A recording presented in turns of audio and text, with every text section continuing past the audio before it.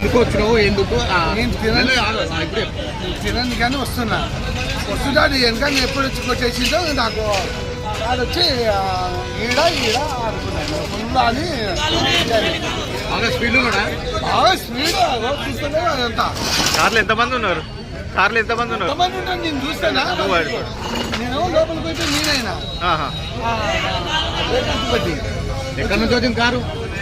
అది ఎక్కడి నుంచి వచ్చిందో నేను ఇక వెయిట్ నేనైనా అది వచ్చి కొట్టేస్తే అది వచ్చి